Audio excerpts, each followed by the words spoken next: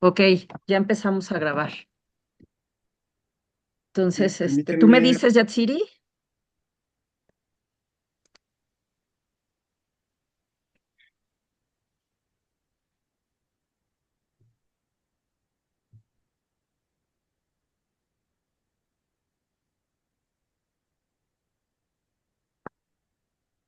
sí, un segundo, por favor. Sí, sí, sí.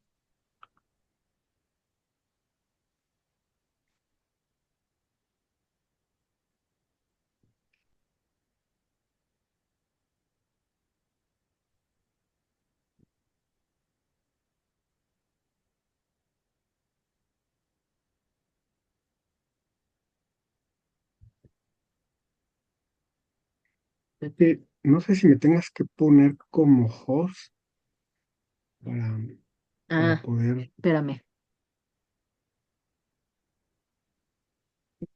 Estás como anfitrión, A ver, espérame. como coanfitrión. Ok, Ok. ahora sí.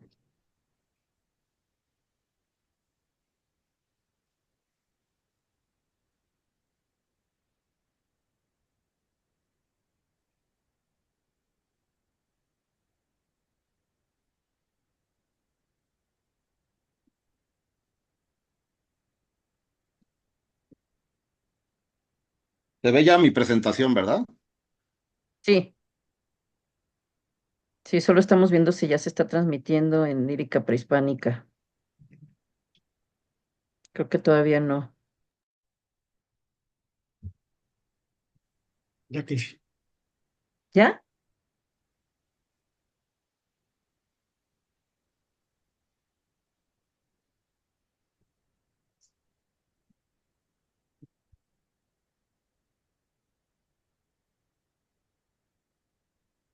Ya está. Sí, adelante. Perfecto. Bueno, pues buenas tardes a todos. Bienvenidos a nuestra última sesión del proyecto de 2024. Y bueno, para cerrar este año, tenemos, cerramos con broche de oro, con un gran invitado, querido amigo, el arqueólogo Mauricio Ruiz Velasco. Él es arqueólogo por la Escuela Nacional de Antropología e Historia. Hizo un posgrado en estudios mesoamericanos. Pertenece al Centro de Estudios Mayas en el Instituto de Investigaciones Filológicas y además es profesor de asignatura de historia en el sistema de Universidad Abierta y a Distancia. Es muy modesto, entonces nos mandó muy poquito, muy poquito currículum, pero es un gran investigador. Entonces, pues bienvenido, Mauricio, te doy la palabra. Bueno, pues muy buenas tardes a todos que nos escuchan a distancia. Agradecer a la doctora Yosahandi Navarrete su atenta invitación a este importante proyecto y seminario eh, de literatura centroamericana. Me atreví a incursionar en estos temas porque está Beth Traven, y ahorita les voy a decir algunas pistas de este evasivo escritor de origen alemán, el famoso Traver, ¿no? Y vamos a ver todos sus seudónimos y un poco puntos biográficos, por supuesto, tratar su obra literaria, que es muy importante, un gran cuentista y novelista, y también su incursión en la antropología, por supuesto, en la arqueología, en la fotografía, y también esa etapa que a lo mejor hubiera puesto en el título de la conferencia, su paso por la cinematografía, ¿no? Muy amigo de Gabriel Figueroa, guionista, trabajó con John Huston, con el Indio Fernández, pero bueno, voy a hablar muy coloquialmente, me pueden interrumpir, a lo mejor me puede hacer una pregunta ahí o la doctora me puede hacer la pausa, y pues yo les voy a ir hablando así un poco de su vida. Uno de los grandes mitos es que todo el mundo le dice Bruno Traven, y en realidad no es B. Traven, que era uno de sus seudónimos. Él, mm, una de las incógnitas de su biografía es que siempre estuvo muy, muy escondido, por su origen, digamos, anarquista que tuvo en la Europa convulsa del siglo XX, de los años 20, y con el nacional socialista de los nazis, que lo persiguieron y le pusieron pena de muerte, que por eso tuvo que emigrar a las Américas, ¿no? Afortunadamente llega a México y bueno, ahí hace toda su carrera. Es muy interesante, creo que la doctora les dejó a los estudiantes a llevar algunas lecturas. Es bueno, conocido por Canasta de Cuentos Mexicanos. Yo le voy a hablar un poco de la serie de La Caoba, de eh, El Puente en la Selva, la rebelión de los colgados, que todos esos escenarios que usa Traven, él los conoció cuando llegó huyendo de esa persecución política que tuvo y llega a Chiapas, ¿no? Llega a Chiapas y va a llegar contratado por una expedición mexicana que se va a dar en 1926, guiada por el gran arqueólogo Enrique Juan Palacios, ¿no? Eh, Él llega en 26, entra al país con uno de los nombres que tiene, que se llamaba Traven Torsvan. Vamos a ver que él mismo se hace, digamos, un mito detrás de toda su historia y llega a Chiapas ayudando para esta expedición que se llamaba En los confines de la selva lacandona, exploraciones en el estado de Chiapas, ¿no? Era multidisciplinario esta expedición, era para la Secretaría de Agricultura y estudiar la diseminación de la langosta.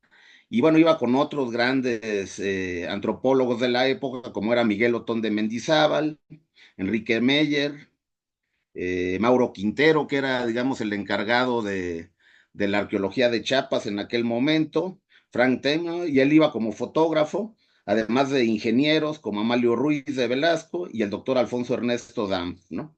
Estaba, bueno, también el ingeniero Raigadas Vertis, que eran arquitectos y se dedicaban a la arqueología. Entonces es muy interesante que ese es, digamos, su primer contacto.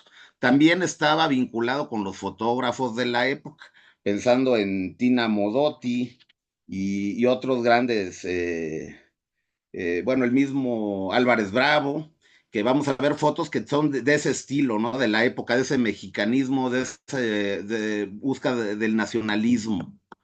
Uno de sus primeros libros, que se lo recomiendo mucho, se llama El Barco de la Muerte. Eso, digamos que es un libro autobiográfico cuando escapa de Alemania con estos problemas que tenía políticos.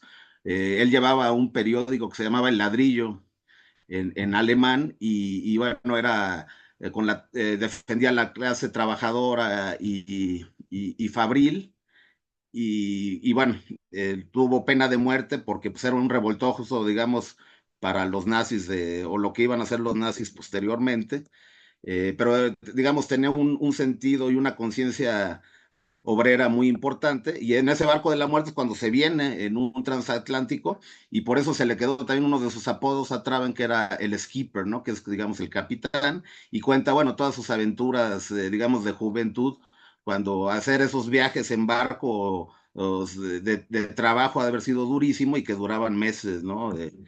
Barco de vapor, seguramente circunnavegó todo el mundo antes de llegar a las costas mexicanas y ya bueno, tiene más de 20 novelas y cuentos, no se diga, además de su fotografía, y ha sido traducido a más de 36 idiomas, ¿no? Yo me voy a enfocar un poco a su trabajo este que hizo en Chiapas, por también darle el enfoque al seminario de la doctora Yosa Handy, centroamericano, y bueno, él registró, y con este sentido social del obrero, del trabajador de campo, hace un registro fotográfico muy importante, por ejemplo, de la vida de los indígenas chamulas, del trabajo del café en el Soconusco, que era muy, y el de estado, digamos, de esclavitud que se seguía manteniendo. Acuérdense que la revolución a Chiapas nunca llegó, ¿no? Llegó tardíamente, solo con el cardenismo, y a él todavía le tocó ver las vejaciones que tenían con los indígenas chiapanecos de las distintas etnias, ¿no? Entonces les traigo aquí unos negativos. Hace unos años se hizo una exposición maravillosa en el Museo de Arte Moderno, eh, donde publicaron muchas de sus obras a través de las hijas. Luján, de su archivo fotográfico, tuvo una gran relación con los cineastas, ya lo mencioné, con los antropólogos, con los fotógrafos de la época y también con los cineastas, ¿no? Bueno, la famosa traductora de, de Traven siempre fue la hermana de Esperanza López Mateos, ¿no? La hermana del presidente. Si ustedes ven su obra en el Fondo de Cultura Económica o en otras publicaciones, o en Selector, por ejemplo, que tiene ediciones, por ejemplo, de Macario, de Canasta de Cuentos Mexicanos, que van a más de 33 ediciones distintas. ¿No? Porque es un lector de muy rica lectura. Yo digo que es un lector que se debe de leer en la adolescencia. Yo quedé prendado de su escritura en la secundaria, cuando mi maestra de literatura me dio a leer a Traven, y es muy sabroso, ¿no? Yo digo, es una lectura de juventud. A lo mejor ustedes son críticos de literatura, pero es muy agradable para un lector como iniciación, yo lo recomiendo, ¿no? Para los jóvenes. Eh, y bueno, y además eso reflejó la antropología del siglo XX, y bueno, digamos que se encuentra en serían cuentos costumbristas, igual que Ricardo Pozas o que el gran Carlos Navarrete con Los Arrieros del Agua, porque pues hacen una descripción de la vida cotidiana de los indígenas y de la gente, ¿no? Fíjense, era un gran fotógrafo. Hay que recordar, por ejemplo, también Rulfo, por ejemplo, eso se conoce poco de Juan Rulfo, pero también era un gran aficionado a la fotografía, y ya viendo su trabajo, o sea, eran profesionales, hacían unas fotografías verdaderamente artísticas. Ya les digo, muy amigo de Tina Modotti, Traven, o de Álvarez Bravo, y entonces estas fotos de los tipos indígenas, uh, de lacandones, y son registros que todavía nos sirven a nosotros los antropólogos en la actualidad, porque registraron un Chiapas que ya no existe, ¿no? Sobre todo en arquitectura, o en las cabañas, o en las fincas. Mucho de eso ya se perdió, y la vida. Este es el famoso libro En los confines de la selva lacandona, donde él participa en esa campaña para erradicación de la langosta, ¿no? Ya sabemos, este insecto que acababa con el maíz y con los plantíos. Y bueno, eran estos proyectos multidisciplinarios. Ahorita estamos regresando otra vez a la interdisciplina y las transdisciplinas. Pues en esta época así lo hicieron estos grandes antropólogos, ¿no? Que son los fundadores, digamos, de la antropología moderna mexicana. Y bueno, guiados por Juan Palacios, y vienen muchas fotos. Ahí era Thors Van Trave, ¿no? Aquí tenemos, como así está, fíjense, la campaña contra la langosta, una foto muy juvenil aquí de nuestro gran escritor, y bueno, él pertenece a esta comisión científica. Ya más adelante les voy a hablar cuando Luis Espota, digamos, los desenmascara, pero él siempre quiso guardar, era muy retraído, y guardaba su identidad por estos problemas que tuvo de juventud, que venían de problemas desde Europa, ¿no? Y era parte, él también se construyen los mitos, ¿no? De estos grandes escritores, también ellos mismos se hacen sus mitos, ¿no? Fíjense estos contactos muy buenos de lacandones. Les digo, muchos de estas construcciones en paja, pues ya se perdieron. Entonces, también hay una riqueza también en su archivo fotográfico. Y como les decía, pues ha tenido grandes novelas, como El Tesoro de la Sierra Madre, que ha sido traducido a muchos idiomas. Se le hizo una película del director John Huston, véanla, es muy buena. De esos de blanco y negro sale Humphrey Bogart, por ejemplo. Y él participaba directamente con los guiones. De hecho, su mayor ganancia era de vender sus cuentos o novelas en fascículos, y las mandaba primero a Alemania, y las mandaban periódicamente, ¿no? Como se usaba antes en los periódicos, que era por entregas, ¿no? Y la gente pedía más, entonces se convirtió en un fenómeno editorial impresionante. Ya les digo, si uno agarra los cuentos de Traven, o una de sus novelas más famosas, como La Carreta, que ahí está traducida al sueco, tiene 32 ediciones distintas, ¿no? Es increíble. O La Rosa Blanca, que también hay una película bastante buena, también muy recomendable, que sale ahí ahorita se me fue el nombre, que ya murió, el de Macario. Perdón, ahorita lo vamos a retomar, pues se me fue el nombre. Bueno, el barco López de la Tarso, muerte, ¿no? Ignacio ¿perdón? López Tarso. Ignacio López Tarso, disculpe, ¿no? Que bueno, ahí el chiste que hacemos nosotros, que López Tarso siempre actúa como López Tarso, ¿no? Pero en estas películas son muy afortunadas para López Tarso, sobre todo en Macario, ¿no? Que yo creo que es su mejor película y su mejor papel, y por supuesto con la escritura de Trave, ¿no? Por ejemplo, ahí está el Totennschiff, ¿no? Que es el barco de la muerte, digamos, su novela biográfica, ¿no? La Rosa Blanca también sale López Tarso, y es de la explotación petrolera que llegan los americanos a comprar las tierras en Veracruz y terminan matando a uno de los dueños. Bueno, si no la han visto pues, o no la han leído, pues no se las doy.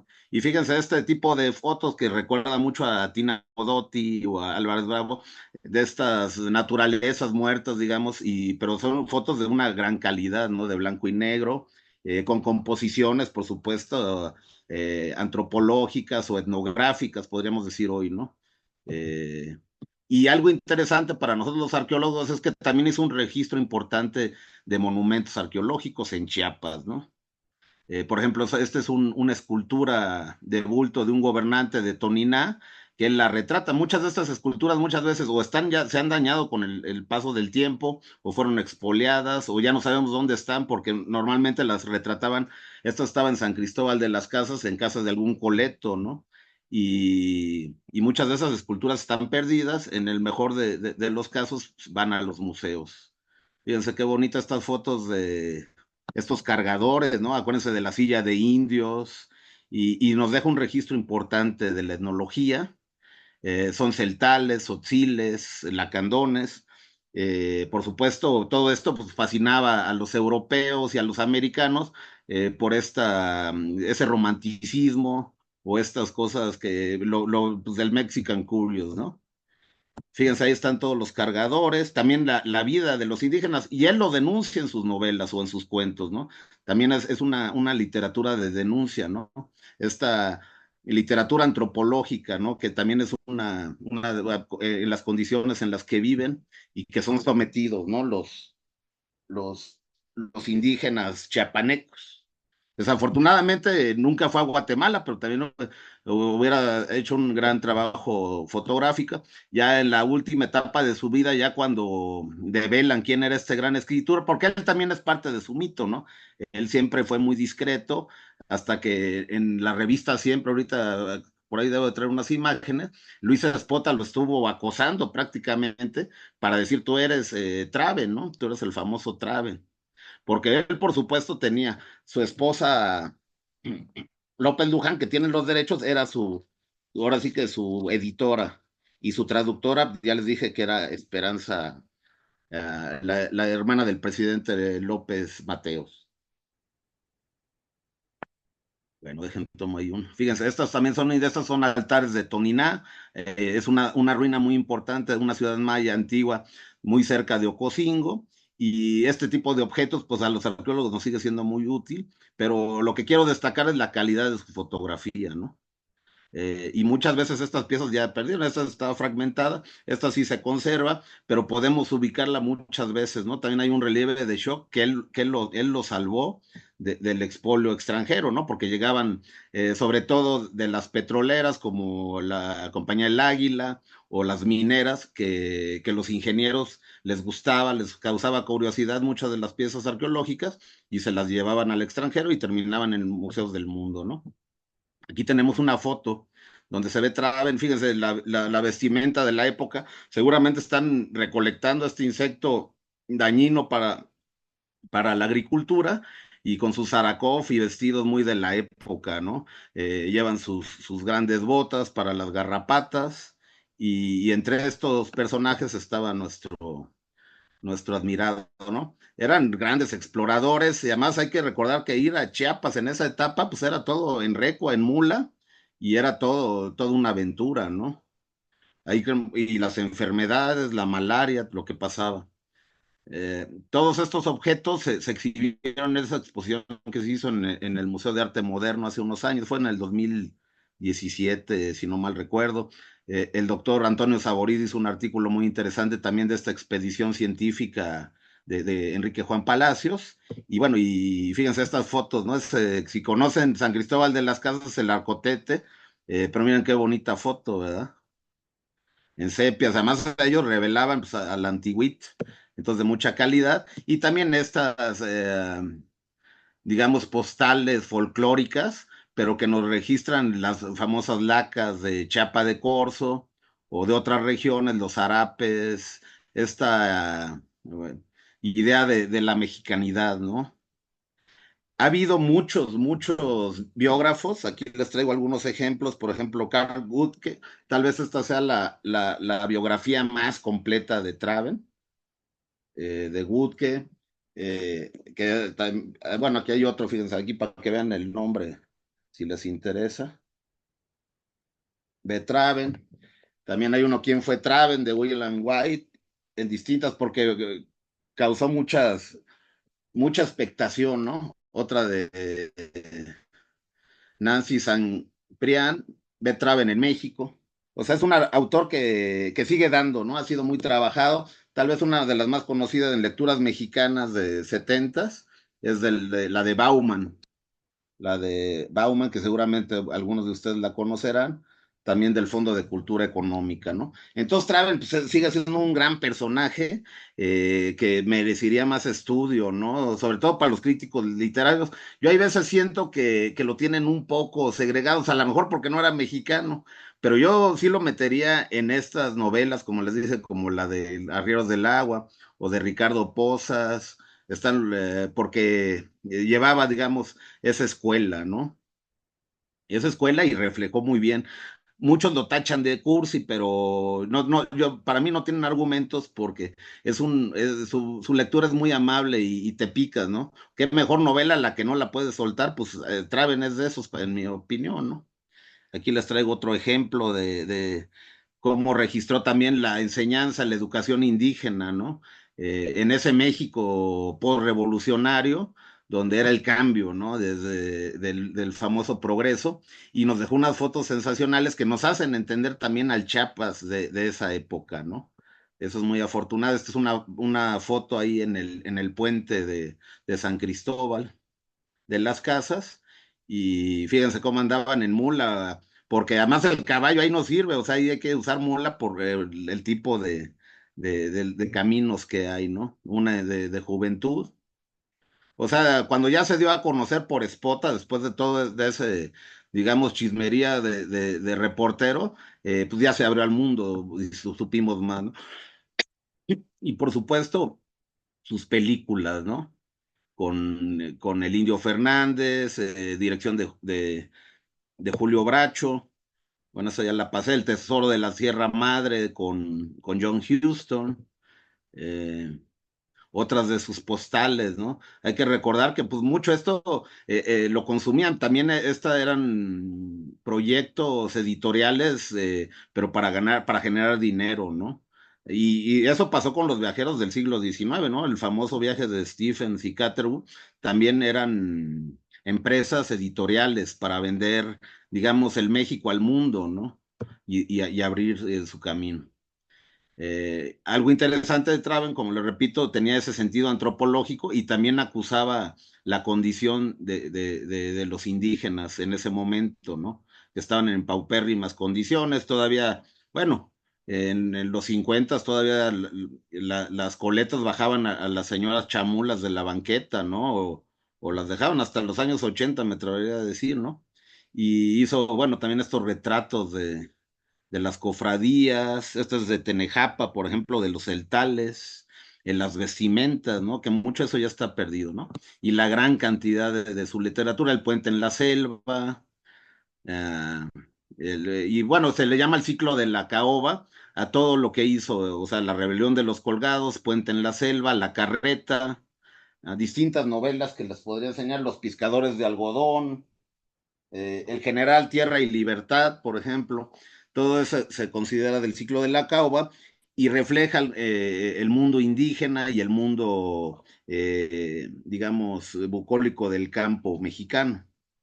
Y ya luego pues, se adaptaba muy bien a sus guiones cinematográficos, La Rosa Blanca, ¿no? Digo, vean esa película, a mí me gusta mucho La Rosa Blanca porque como que seguimos igual, me da la impresión, y con eso, con los americanos y la explotación de petrolera, ¿no? Y es muy interesante. Y fíjense la cantidad de traducciones que hay, ¿no? Selector creo que ahorita tiene los derechos, pero bueno, era de, de, de Esperanza López Luján, digamos, Rosa Elena Luján, que fue su esposa. Él no tuvo hijos con ella ya tenía dos hijas, pero fueron matrimonio, hicieron una buena pareja, y ella se quedaron los derechos, ¿no? De toda la obra de Traven, que llegó a ganar mucho dinero por estas entregas de las novelas a nivel, digamos, universal, ¿no? La carreta, fíjense, distintas traducciones de la carreta en muchos idiomas. Esa es temprana, fíjense, 1931 es la primera edición. Pero se la editaban porque la gente pues las pedía, ¿no? No cualquier escritor puede hacer la rebelión de los colgados, que es también muy bonita novela. Y bueno, el famoso Macario, ¿no? De Gabaldón, y con fotografía de Gabriel Figueroa, que fue su amigo, ya digamos en su última etapa, bueno, desde que filmaron juntos, y él era el guionista, el propio autor era el guionista, y se hicieron grandes amigos, seguramente también por su afición a la fotografía con Figueroa, y entablaron una amistad que a lo largo de su vida, y al último también hay unos artículos que sacó Traven. Bueno, más bien se encontró un archivo que está en Estados Unidos, lastimosamente, del archivo Gabriel Figueroa, no me acuerdo la universidad, no sé si está en Austin, y ahí aparecieron muchos de los textos y la fotografía de Traven, porque los había heredado este Gabriel Figueroa, ¿no? Aquí tenemos una foto de don Gabriel, justo en el Puente en la Selva o la Rebelión de los Colgados, que era el fotógrafo oficial, ¿no? Gran fotógrafo de cine.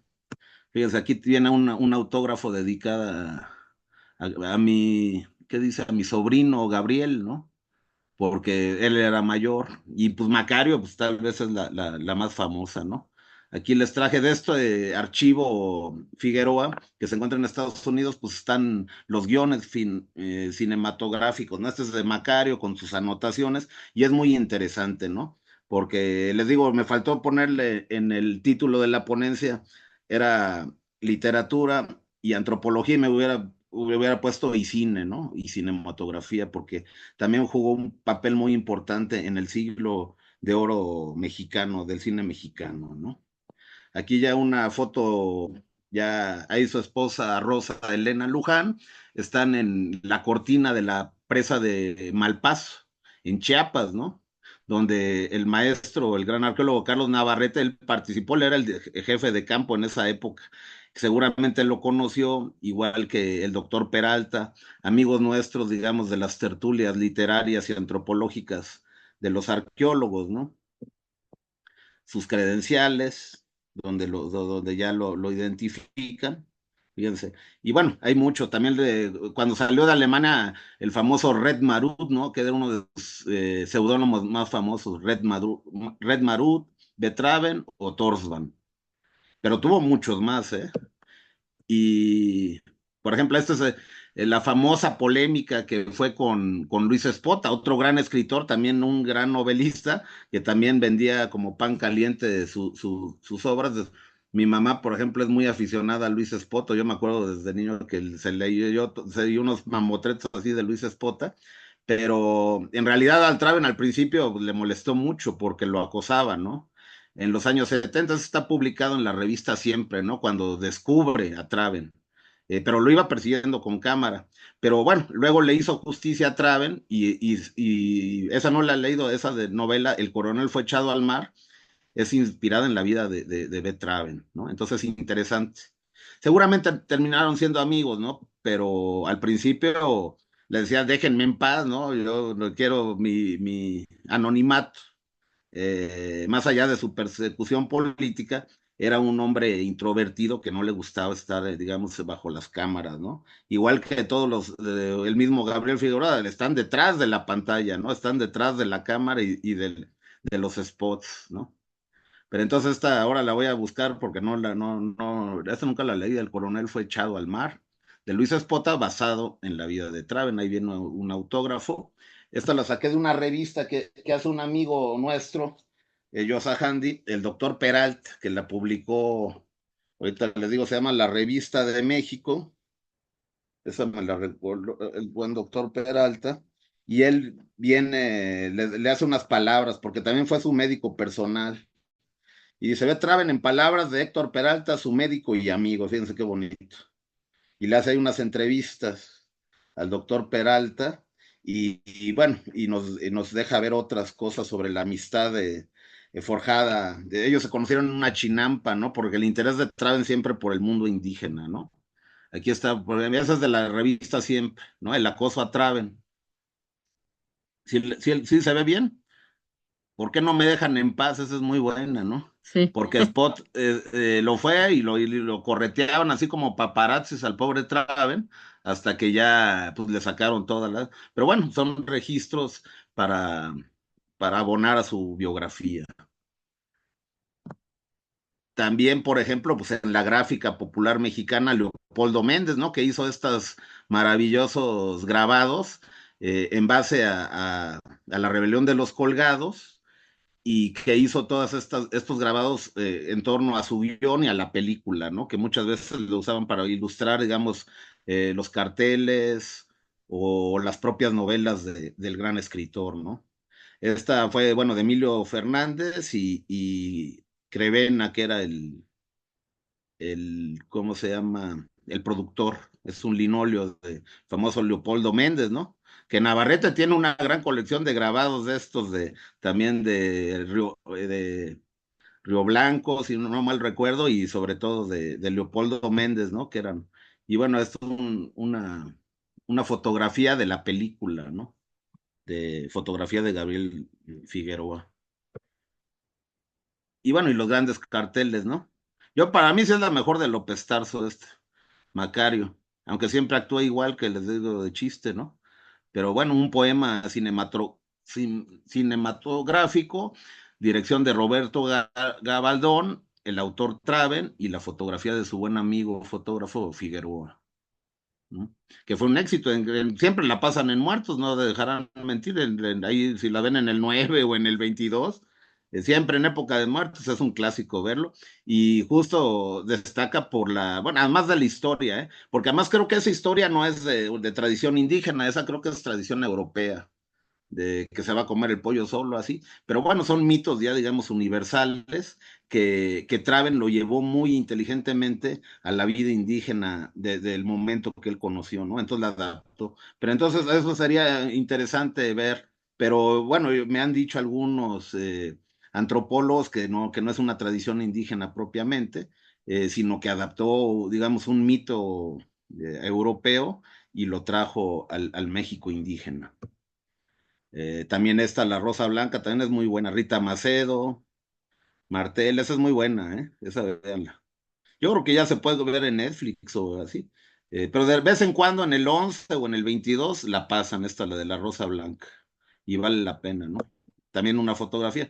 Fíjense, los guiones y los personajes, ¿no? Porque, pues igual que el gran escritor García Márquez, ¿no? Ellos, o Fuentes mismo, o Rulfo, estaban metidos también en el cine, ¿no? En los guionistas. Muchas veces se quedaban traumados porque no le respetaban sus guiones, ¿no? El mismo García Márquez o el mismo Rulfo se enojaba pero bueno, eso ya entra en la producción. También son obras que no son fáciles de filmar, pero Traven en ese aspecto fue afortunado porque él siempre participó, digamos, en los guiones directamente y tenía una injerencia. Pero bueno, ya sabemos, los productores de Hollywood terminan haciendo, todos los directores de cine se quejan de eso, el Kubrick, ¿no? De que no le respetaron su guión original, pero bueno, son adaptaciones al cine. Y bueno, vamos a ver otros, El Barco de la Muerte, que digamos es su obra, su primera obra, ¿no? Y yo creo que con esto, yo, Sajandi, no sé qué más quieren que les pueda comentar. Dejo de compartir, sí, por podemos, favor. sí, Sí. a ver Bueno, tantito. podemos pasar algunas preguntas. Yo te iba a preguntar justo, ¿cuál sería o cuál crees tú que has leído que realmente eres un gran conocedor de Traven? ¿Cuál sería, desde tu perspectiva, el aporte a los alumnos en este momento, a los estudiantes, por ejemplo, que están interesados en el mundo indígena o en este Chiapas que dices que ya no existe? Pues yo se lo recomiendo. Yo creo que es un novelista para jóvenes, por su fácil lectura, porque te engancha y porque te refleja también un mundo indígena que ya no existe del todo. Pero no tiene una maravillosa pluma, ¿no? Que te atrapa. Y bueno, sus cuentos, yo particularmente me acuerdo que en la secundaria, y yo creo que era obligatorio en esa época en los programas de literatura mexicana, canasta de cuentos mexicanos, ¿no? Sí. Y además son lecturas cortas, porque también es un problema de los estudiantes de ahora, pues ya no leen, ya no son tan devoradores de literatura, sino más bien les gustan lecturas cortas, ¿no? O cuentos cortos. Y entonces Travel queda muy bien en el siglo XXI para las nuevas generaciones. Pero sobre todo es muy sabroso leerlo, ¿no? Yo pues, en la semana estuve con La Rebelión de los Colgados. También es una gran enseñanza, pues su modo de describir, ¿no? La descripción. Entonces ahí es cuando ya nosotros los antropólogos, pues, ahí le vemos esa vena etnográfica o antropológica, ¿no? Aunque no tenía la formación propiamente, pero era muy buen observador y seguramente hacía unos apuntes, unos diarios de campo fenomenales, ¿no?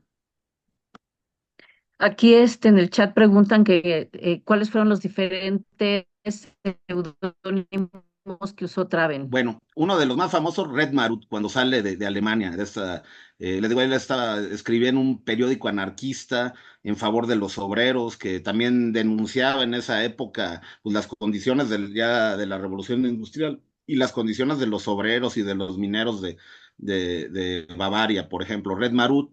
Después entra aquí, así como Trasven, o también como Torsvan, y luego pues, su seudónimo para sus novelas B. Trave, ¿no? No Bruno, porque siempre ese mito, ya lo dije al principio, ¿no? Todos le dicen Bruno, pero no. El seudónimo es B de barco, punto, Traven. O sea, el que diga Bruno es un error. Pero bueno, así lo conocían las abuelitas y todos, pues yo quiero leer a Traven, ¿no? A Bruno Traven, pero en realidad es B. Traven.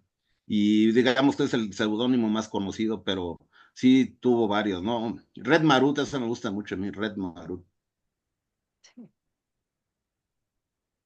Hay más preguntas. Alba. Bueno, Mauricio, ay, a mí la verdad es que me encantó todo lo que presentaste y justo pensando en cuando uno lo leyó en la secundaria o te lo encontraste en la biblioteca de tus padres, o sea, una de las novelas que a mí más me impactó fue La Rebelión de los Colgados, Sí, porque si bien, como mencionas, es un México que en algunas partes ya no existe, pero en otras sigue, ¿no? O sí, sea, pienso, por ejemplo, en la Sierra de Guerrero, donde las condiciones de los indígenas nahuas o mepa están en total esclavitud, por no decirlo de otra forma, terribles, ¿no?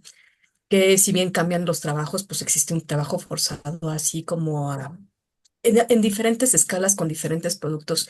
A mí lo que me parece interesante de este autor es cómo existe también todo un movimiento, ¿no? En esa época, en la pintura, en la literatura, en las diferentes artes que daban cuenta, pues, de este mundo indígena, ¿no?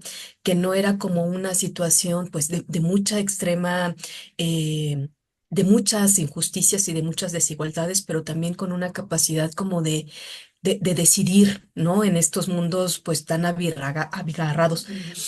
La pregunta que yo te quería hacer sí, es que si bien la literatura pues es otra cosa, pero sí hay autores que reflejan esas realidades tan complejas, no haciéndolas tan inaccesibles para la gente común, ¿no? Eh, Aparte de eso, no sé, pienso que lo que nos estás compartiendo de su historia personal también te acerca a mirar un ojo en particular, ¿no? Por ejemplo, estabas hablando de su cercanía con los obreros. Eh, Yo no he leído, he leído pocas cosas de él, pero pienso que se acercó más al mundo indígena, ¿no? No al mundo obrero. ¿Por qué habrá sucedido eso? ¿Tienes alguna hipótesis o por qué sucedió?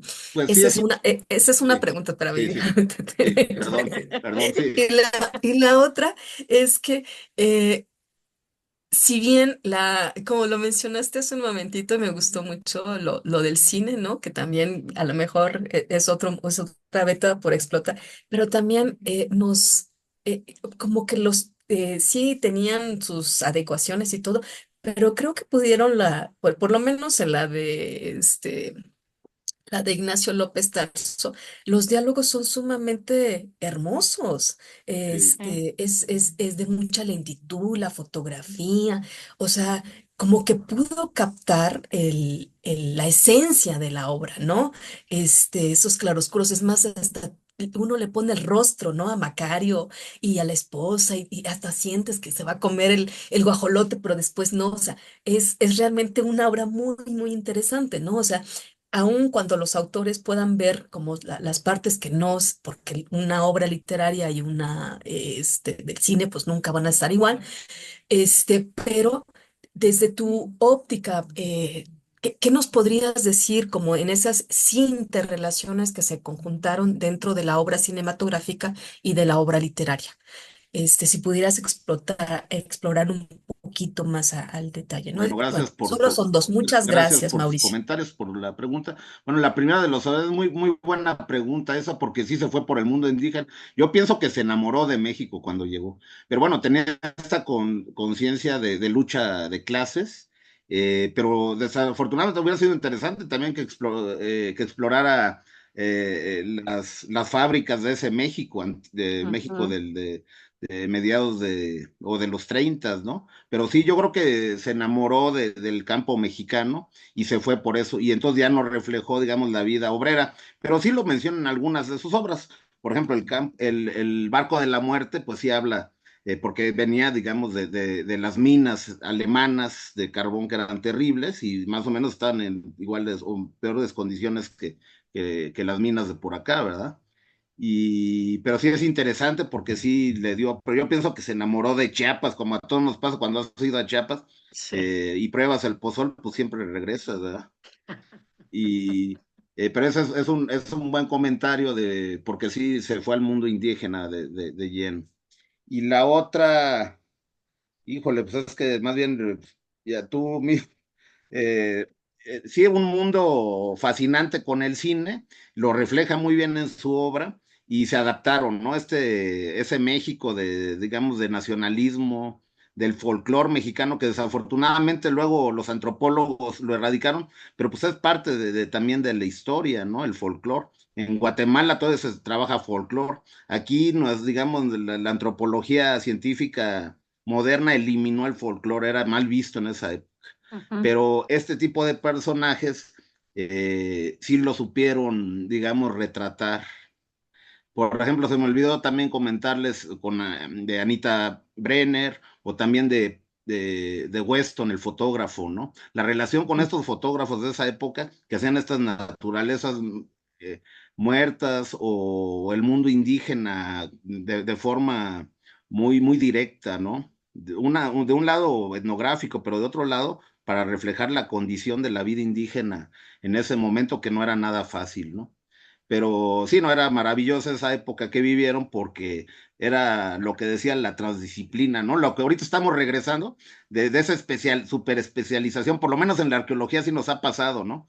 Antes las carreras en la ENAPS era de tronco común y Ujú. luego nos fuimos especializando a tal grado que nos dimos cuenta que no va por ahí. Estamos regresando a los troncos comunes y a la interdisciplina y a la transdisciplina y a la multidisciplina porque muchos años en esta ciencia dura de ser el científico, hemos perdido esa esencia, digamos, del antropólogo, ¿no? Del estudio del ser humano en sus contextos, en su sociedad individualmente, ¿no? No sé si más o menos ahí me expresé o aclaré alguno de tus puntos, pero, por ejemplo, este tipo de autores, pues es para seguirlos estudiando, ¿no? Claro. Una tesis de licenciatura, pues estudia el cine de los guiones de Traven en el cine mexicano, pero también estuvo en Hollywood, porque El Tesoro de la Sierra Madre, nada menos que John Huston y Humphrey Bogart, ¿no? Sí, sí. Y además es también una novela muy sabrosa, que cuando le empiezas a leer no la sueltas y ves las condiciones,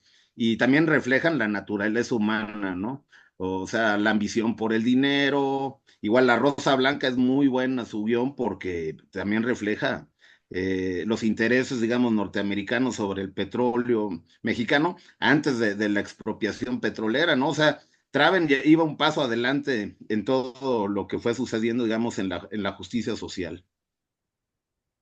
De hecho, Hugo nos hizo favor de ponernos la liga de YouTube, donde está la Rosa Blanca que se puede ver ahí. Tenemos dos preguntas, una del Facebook, que es de Demián Cervantes, que pregunta qué libros son fundamentales para acercarse a la literatura de Betraven. Y Aline aquí dentro del Zoom nos pregunta. Dice, ¿cómo impactaron sus obras literarias como Macario y El Tesoro de la Sierra Madre en la política de ese tiempo?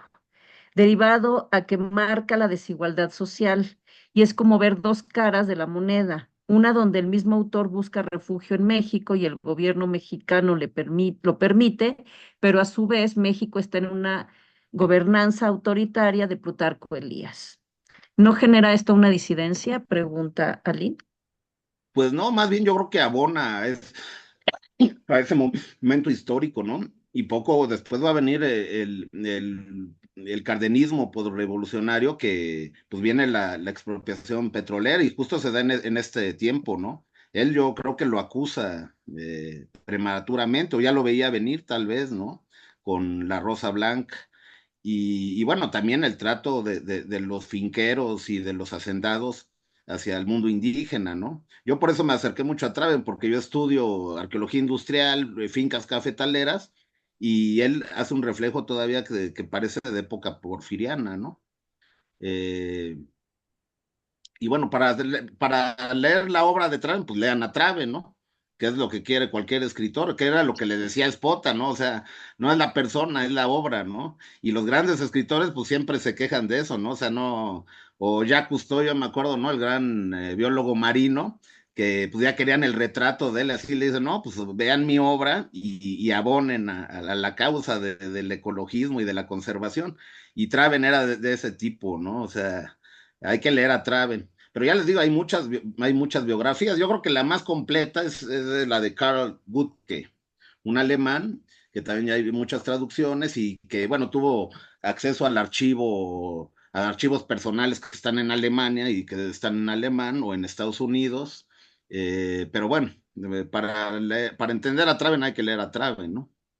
Pero ¿cómo sugerirías que empezaran con sus cuentos, con sus novelas? Pues mira, yo le recomiendo pues la canasta de cuentos mexicanos, esa es de secundaria. A mí yo me acuerdo que estaba en el programa de literatura Sí. mexicana y era obligatoria. Y es muy sabrosa. El Barco de la Muerte, yo creo que es una novela que y además es autobiográfica. Y ahí sí podríamos ver, Ah, ok. o sea, esa conciencia obrera o de desigualdad humana también, ¿no? Porque él está trabajando en un barco de estos de vapor, además, en esa época que cruzaban el Atlántico. Y era una vida muy dura la de marinero, ¿no? Por eso también uno de sus apodos era el skipper, ¿no? Que así se le dice en inglés al capitán, pero él en realidad pues era el que atizaba el fogón y vivía y veía también el comportamiento humano. Cuando estás en lugares encerrados, hacinados, como es un barco, sale lo peor y lo mejor del ser humano, ¿no? Y Traven ahí lo refleja. Entonces a mí me gusta mucho el Barco de la Muerte. Tal vez, y además es poco conocido, ¿no? Y bueno, y luego Ok. toda la serie de La Caoba, ¿no? La Tierra y Libertad, La Rebelión de los Colgados, Los Pescadores de Algodón, porque además toma distintas, digamos, oficios o, o jornadas laborales de distintos, digamos, de distintos puntos de vista, y lo duro que es la vida del trabajo del agricultor, del cómo llevan a los chamulas, por ejemplo, a las monterías de la selva, y en un estado de esclavitud prácticamente, y con pena de muerte si escapaban, ¿no? Ahí cuenta muy bien, ahí se entiende que se daban a la fuga, ¿no? En las monterías, porque además lo sacan, imagínense un indígena de los altos de Ya. Chiapas que te lleven a la selva tropical abajo en otras condiciones y a trabajo forzado, de sol a sol, pues no ha de haber sido fácil. Y Traven yo creo que es un antropólogo en el fondo porque refleja muy bien esas condiciones. Y un poco, bueno, pensaba yo en la pregunta de alguien que quizá también el hecho de que fuera ficción ayudaba a que se pudieran hacer estas denuncias de una manera diferente, ¿no? Y aparte, bueno, pues el México del siglo XX es famoso por su asilo, por el asilo que le daba a todos los extranjeros, europeos, españoles, centroamericanos, sudamericanos, y eso no impedía que hubiera una mirada crítica sobre México de la gente que había venido a pedir refugio, ¿no? Sí, por ejemplo, bueno, la entrada en el cardenismo, o sea, digamos, la justicia social, si se puede decir que llegó a Chiapas, fue con el cardenismo, ¿no? Por lo menos en las fincas Claro. cafetaleras del Soconusco, porque obligaron a repartir las tierras, a poner escuelas, a darles también hospitales, que pasó aquí, por ejemplo, con Alberto Lenz, con las papeleras, digamos, ya era algo más social, ¿no? Y además era obligatorio por ley que debían bueno, prohibidas las tiendas de raya, por ejemplo, ¿no? Que se seguían Sí, usando en esa época y Traven seguramente las conoció, ¿no? Les pagaban. O los famosos enganchadores con los chamulas para llevárselos a las monteras, los enganchaban con trago, ¿no? Con el famoso Posh y por adelantado les daban un poco de dinero, les daban alcohol y zumos y se los llevaban a la fuerza. Y entonces eran los famosos ujú, enganchadores, normalmente cachilanes, como los dirían allá, que pues son los sí, mestizos que enganchaban a los indígenas chamula y luego ya los llevaban a las fincas cafetaleros o bien a las monterías de la selva a cortar caoba, ¿no? Eh, y ya ahí ya cambiaba la historia, ¿no? Porque ya estaban detenidos. Además los endeudaban como funcionaba en el tiempo del siglo XIX, en el porfiriato, los endeudaban y entonces ya no podían, y además eran unas deudas que pasaban a sus familiares. También pasó lo mismo en la península de Yucatán con las fincas enequeneras, sí, ¿no? Por ejemplo, al que yo también estudio, por ejemplo, las haciendas enequeneras y las tiendas de raya, y fue una lástima que Trave no fue por allá porque acusar, ¿no? Pero bueno, ahí está el México bárbaro de Reed y sí. otros autores que también nos dan pistas, pero sí, la novela lo usó para esconder, digamos, estas denuncias porque pues a ningún gobierno le gustan que le digan ese tipo, pero bueno, él estuvo en el cardenismo, ¿no? Entonces ya le tocó, digamos, una apertura, digamos, a lo social y además ayudó porque seguramente en esta expedición, en los confines, fíjense qué bonito título, en los confines de la selva lacandona, ¿no? Porque pues, los confines sigue siendo Chiapas, ¿no? Y, Ujú. y bueno, y denunció todo eso, y en estas expediciones ya de antropólogos y de especialistas y de doctores, pues seguramente todo eso hicieron las denuncias, ¿no? De cómo se encontraba la gente. Y te digo, arqueológicamente, que también yo me he acercado a este autor por su trabajo, digamos, arqueológico, ¿no? Hace unos años regresaron una pieza que se habían llevado, que es el relieve de Shock. Esa estaba en Francia, una gestión del doctor Dominique Michelet, pero se pudieron hacer todas las gestiones para regresar la pieza porque estaban las fotos de Traven. Él había Mira, registrado ese relieve muchos décadas atrás, pero gracias a eso se pudo documentar que salió ilegalmente del país y la tuvieron que regresar, ¿no? Eso creo que la regresaron en el siglo X, antes de la pandemia, creo que es 2019, se repatrió esa, y ahorita es esa política, ¿no? Con los grupos originarios, de regresarles todo lo expoliado. Los franceses van a eso y igual a África le están regresando todo el sí. patrimonio que se llevaron de forma ilegal, ¿no? No sé qué más pueda comentar o... No sé si tengan alguna pregunta por aquí. Ay, yo, Sí. perdón por robarme el No, micro, no, está muy bien. Mauricio, y Sí, una pregunta, y eso es como cuando uno, o sea, nos mostraste unas cosas maravillosas, la verdad, o sea, una documentación impresionante. Es como si nosotros pudiésemos decir que tenemos una biblioteca no tan pública, pero que se puede consultar contigo en algún momento, ¿no? Porque son difíciles de conseguir esos documentos. Pero,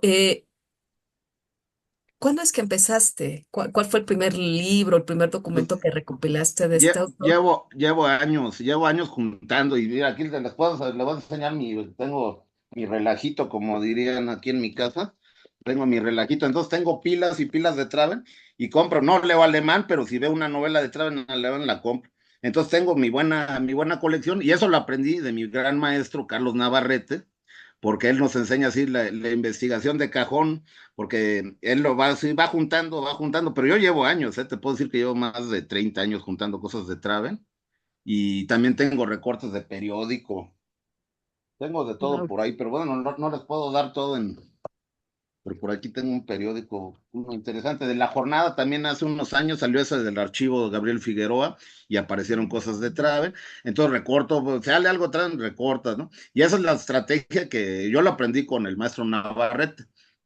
Pero bueno, eso a los jóvenes o a los colegas es lo que les digo, pues vayan juntando, poco a poco se va juntando, y luego un prologuito o fotos. Ah, bueno, qué bueno ahora sí que me abres de dónde he sacado. También ahí pueden consultar en el INA del radio, en la fonoteca, Ah, hay obra cierto. de Traven con Severo Mirón, o sea, con las lecturas de Severo Mirón, ¿se acuerdan de Severo Mirón? Bueno, solo las maestras, ¿verdad? Los jóvenes no creo, pero eso lo pueden ver en el internet, en la fototeca de Lina, en la fonoteca, mejor dicho, la que está en Ujú. Coyoacán, ahí en la calle de Sosa.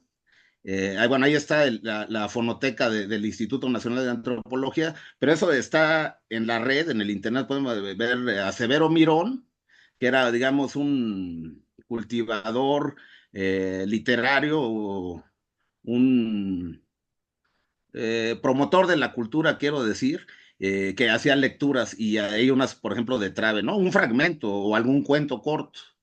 Y entonces eso está en la red. Entonces eso puede ser una buena introducción y es interesante, ¿no? Severo Mirón lo asesinaron al último de su vida, fue terrible, ya nunca aclararon, pero apareció muerto. Pero era de estos promotores culturales, pues de tipo Benítez o estos grandes periodistas de la cultura que hemos tenido, ¿no? De hecho es algo muy triste porque, bueno, yo soy de periódico, ha cambiado mucho, pero nos faltan esos promotores culturales o esos grandes ensayistas, ¿no? Que antes los podías ver en el periódico, los podías seguir. Ahora, bueno, ya son youtubers, ¿no? Pero ahora sí que los youtubers deberían de hacer ese tipo de periodismo cultural o periodismo literario que tanta falta nos hace. Sí. Bueno, no sé si hay ya más preguntas por aquí. Ya en el Facebook ya no hay. Bueno, pues entonces vamos a animar a los estudiantes para que alguien haga una tesis. Yo creo que sería bueno retomar otra vez a Traven y que acuda a ti, a Sí, que nos con ayudes mucho gusto. con todo lo que has recopilado. Sí, Y sí, efectivamente, eso siempre consejo para los estudiantes es, mi papá me decía a mí que que como ardillita hay que ir guardando las nueces, ¿no? Y exacto. entonces poco a poco vas haciendo esa recopilación de los materiales que te interesen investigar y después puedes hacer un trabajo, un artículo, algo, porque el problema ahora es que con esto de la necesidad de publicar rápidamente ya no nos estamos dando el tiempo de investigar y creo que eso es importante, ¿no? Y que sean investigaciones de larga data también, Sí. ¿no? Sí, yo nada más, por ejemplo, me podría salir un artículo, ahorita que saqué todos mis libros, perdón, nada más Mm. con las portadas de Traven, Sí, podría hacer un artículo porque, o sea, de distintas épocas, de distintos autores y muchos de estos artistas, ¿no? Como claro. este grabador que les pasé, pero pues eso ya te digo, ahí ya te sale un artículo nada más de las portadas. O ver todas las ediciones, eso sí es un trabajo titánico, porque les digo, si alguien tiene muchas ediciones es Traven, ¿no? Yo creo que solo el laberinto de la soledad o una de esos les gana, pero son ediciones que llega la 42, ¿no? y Canasta de Cuentos Mexicanos, pues yo creo que lleva 100 ediciones, ¿no? Sí, Y luego debe de haber hasta piratas, ¿no? sí, Selector, yo creo que tiene ahí sería también estudiar los derechos de autor. También sería, por ejemplo, ahorita se me ocurrió ver los derechos de autor, quién sabe quién los tenga, porque sus hijas, y ya yo creo que ya fallecieron, no estoy seguro, pero alguien debe de tener el los copyright, derechos. ¿verdad? No, hasta un trabajo sobre, por ejemplo, ahorita que está, pues pusiste uno de los, el cartel de Macario, también sería muy bonito. Sí. Los No, y los carteles, autores, ¿verdad? Y el sí, colorido, por ejemplo, cuando voy a la Lagunilla, si veo uno de esos carteles, pues lo compro, ¿verdad? Hay veces no alcanza ahí la raya, pero pues, aún así va haciendo su guardadito, como decía de las nueces. Y yo me acuerdo mucho del profe, pues que tiene sus cajoneras, y sí, entonces va poniendo así temáticamente. Pero bueno, también hay que irlo sacando, irlo, digamos, trabajando, ¿no? Y lo bueno es que, por ejemplo, ahorita ya desempolvé esto y ya me da más ideas y luego retrabajarlo, ¿no? claro, Trabajar el tema o bueno, y como dicen los estudiantes, las nuevas generaciones ya será, pero bueno, el mejor homenaje a cualquier escritor pues es leerlo. claro, claro. Bueno, pues yo creo que tenemos varias visualizaciones, pero no vemos más preguntas. Entonces, pues muchísimas gracias, Mauricio. De verdad me encantó tu exposición, todo el material que nos pusiste. Tenemos, Ah, disculpe, pues sí, muchísimas gracias, Mauricio. De verdad me sí, Yatsiri. tenemos una pregunta en Facebook Ah, dime. de Demian Cervantes que pregunta, dado que existen autores con una obra gigantesca, eh, disculpen, voy a repetir. Dado que existen autores con una obra gigantesca, ¿qué se debería considerar al momento de investigar a fondo sobre ellos para hacer consultas más óptimas y útiles en el contenido? Bueno, yo creo que se refiere a que hacer sistemático, ¿no? Hacer una base de datos. Ahora con las computadoras, pues ahora sí se pueden hacer maravillas más rápidamente, ¿no? Pero pues, hacer sistemática la información y darle pues un enfoque específico, ¿no? En ese sentido. O echarte una biografía, pero esos ya son trabajos de años, ¿no? Las biografías estas que les comento, son los biógrafos, pues han pasado años en archivos juntando. Y además que no era cualquier personaje, porque era muy desconocido su biografía, ¿no? No se sabía bien dónde había nacido, cuál era su nombre original, o había eh, mucho misterio, ¿no? Es un autor de misterio él, porque se sabía poco. Pero bueno, depende del espejo, pero hay que ser metodológicos, ¿no? Y seguir un sistema de la disciplina que lleves, ¿no? Sí, o elegir también un tema primero leer a Traven, ¿no? Sí. Elegir un tema que sea lo que a ti te interesa investigar y a partir de ahí, como dice Mauricio, ir sistematizando toda la información que se pueda, ¿no? Y no llamarle Bruno. Eso que les queda a los chavos, ¿eh? No es Bruno, ¿eh? Esa es la dominguera que les voy a dejar este día para que Sí, digan, ve, traben, y así, ay, sí. Pues muchísimas gracias, Mauricio. a ti, Te doctora. agradecemos muchísimo que hayas estado con nosotros. Agradecemos también a quienes nos acompañaron tanto aquí en el Zoom como por los que están y estarán en el Facebook, porque luego lo ven retrasadamente o por el YouTube. Entonces, bueno, pues muchísimas gracias. Les recordamos que en febrero vamos a tener nuestro coloquio, que con eso ya cierra nuestro proyecto que duró 3 años. Y bueno, pues ya les estaremos mandando información al respecto. Y bueno, pues muchísimas gracias. Y Mauricio, gracias. Y bueno, Gracias a la pues audiencia, gracias, doctora Yosahandi. Un placer compartir con ustedes. Muchos saludos. muchas Feliz día. gracias. Cuídense mucho. Gracias. Voy a dejar de grabar ya. No creo que